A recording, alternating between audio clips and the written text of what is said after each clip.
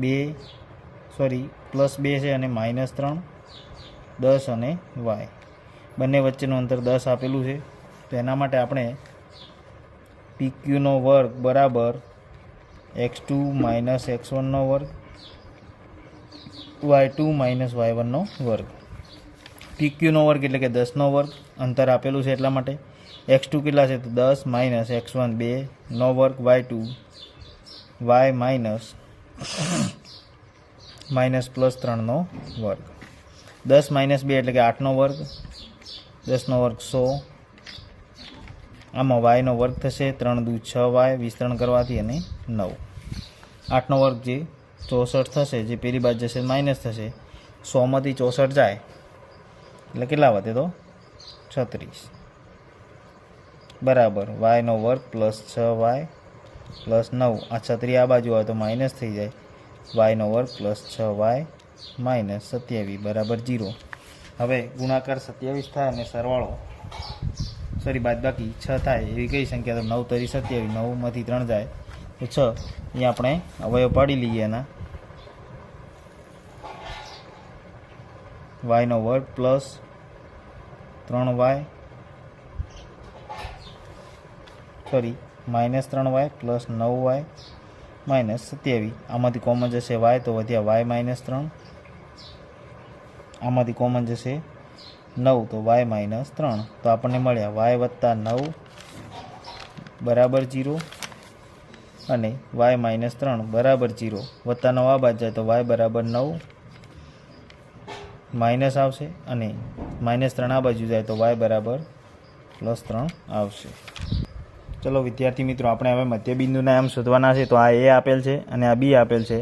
તો ABના મધ્યબિંદુના યામ બરાબર x1 + x2 / 2 y1 + y2 / 2.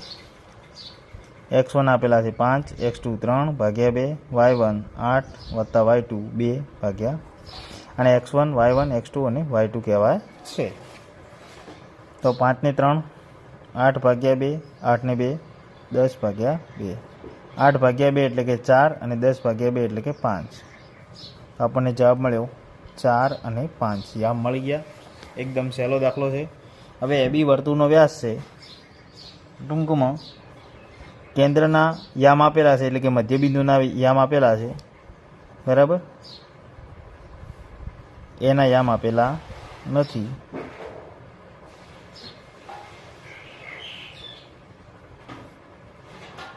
x1 અને y1 આપેલા નથી. x1 + x2 1 આપેલો છે ભાગ્યા 2, y1 નથી આપેલા, y2 4 ભાગ્યા 2 અને એના યામ આપેલા છે 2 અને -3. 2 બરાબર x1 ના યામ લો, એટલે x1 + 1 ભાગ્યા 2 બરાબર 2 અને y1 + 4 ભાગ્યા 2 બરાબર આપણને આપેલા છે -3. ચલો 2 આ બાજુ જાય તો ગુણાકારમાં જાય, એટલે કે x1 + 1 બરાબર 4. અહીંયા y1 2 આ બાજુ જાય તો 3 દુ -6. આ 1 આ બાજુ જાય x1 બરાબર 3 મળશે. તમે કહેશો 3 કેમ મળે, અહીંયા તો 4 છે. તો આ 1 આ બાજુ આવ્યો એટલે માઇનસ થઈ ગયો 4માંથી. આ 4 છે એ +4 છે, આ બાજુ જશે તો -4 થશે. એટલે કે y1 બરાબર -6 અને -4. તો y1 બરાબર -10. હવે અહીંયા બહુલક શોધવા માટે મોટામાં મોટી આવૃત્તિ કેટલી, તો 61. તો એની લેવાનું તમારે F1, એની આગળનો F0, એની પાછળનો F2. 3 કિંમત મળી ગઈ.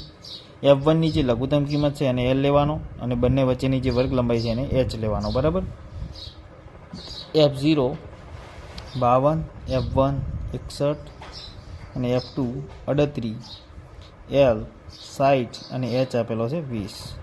સૂત્ર મૂકી અને આપણે અંદર કિંમતો મૂકી દઈએ.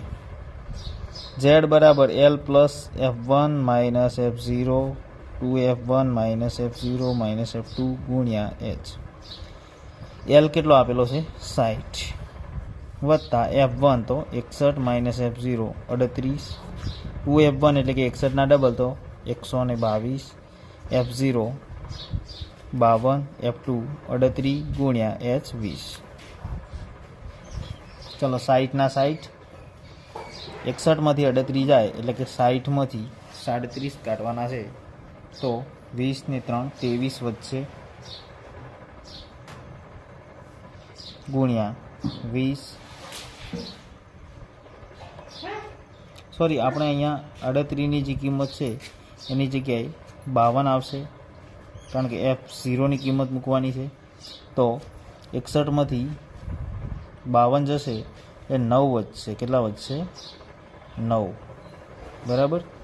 હવે અહીંયા 2F1 જે 122 એમાંથી F0 એટલે કે 52 અને F2 એટલે કે 38 કાઢવાના છે, તો 122 અને એમાંથી 52 કાઢવાના એટલે કે 120માંથી 50 70, 70માંથી 38 જાય તો 32 વધશે. બરાબર. ચાલો 60 ના 60, 180 ભાગ્યા 32, તો 32ના અડધા 16, આના અડધા 90, આના અડધા 45, તો આના અડધા 8. તો 60 પ્લસ 45 ભાગ્યા 8 તમારે પહેલાં કરવાના, પછી જે આવે જવાબ એમાં 60 ઉમેરી દેવાના. બરાબર. હવે આપણે એના પછીનો દાખલો, એમાં પણ બહુલક શોધવાનો છે. તો L plus F1 minus F0 2F1 minus F0 minus F2 ગુણ્યા H. L કેટલો આપેલો છે? 40, F1 7, F0 3, 7 દુ 14, F0 3, F2 કેટલા આપેલા છે? 6 અને H આપેલો છે 15. 40 ના 40, 7માંથી 3 જાય તો 4, 14માંથી 3 જાય એટલે 11, 11માંથી 6 જાય 5 વધે અને 15 ના 15, 5 તરી 15. 40 ના 40, 4 તરી 12. કેમ? તો અહીંયા વચ્ચે શાનું ચિહ્ન છે? ગુણાકારનું. 12 ને 40, 52 આપણો જવાબ આવશે. ટોટલ મિત્રો અહીંયા 17 મિનિટની અંદર આપણે 14 દાખલા ગણતરી કર્યા.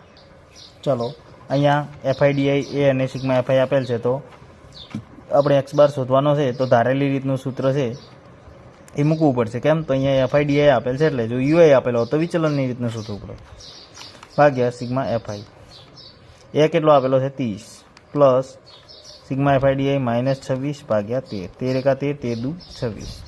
તો આપણને જવાબ મળ્યો 30 ના 30 અને માઇનસ 2 બરાબર 28 આપણો જવાબ આવશે. એના x બાર આપેલો છે આ વખતે A plus sigma FIDI upon sigma FI લખવો પડશે. x બાર કેટલો આપેલો છે? તો 12.95, એ 15, સિગ્મા FIDI નથી આપેલો અને સિગ્મા FI 100 આપેલો છે.